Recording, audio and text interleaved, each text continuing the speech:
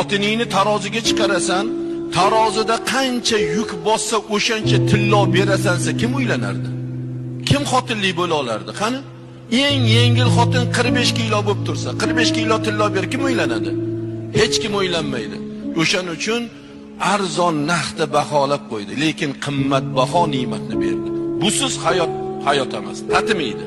Xotiningiz olgan kuningizdan boshlab uyingizda tekin qorovul, xotiningiz olgan kuningizdan boshlab tekin oshpaz, xotiningiz olgan kuningizdan boshlab tayyor sipiriqchi, xotiningiz olgan kuningizdan boshlab tayyor bolalarni tarbiyachisi, kirlaringizni yuvib beradigan, oq yuvib oq taraydigan.